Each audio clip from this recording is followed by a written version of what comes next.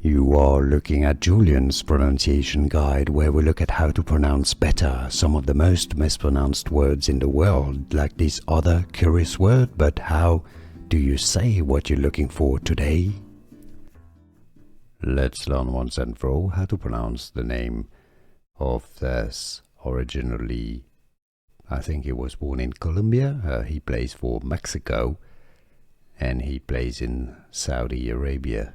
Footballer. If you want to learn more names from football, stay tuned. Spanish pronunciation: Julián Quiñones. Qui, not qui. Quiñones. The tilde is a ñ sound. The little R noise, a wave on it, it's a ñ. So, Spanish pronunciation: Julián Quiñones. Julián Quiñones. In English, you can say it as Julián Quiñones. Julián Quiñones.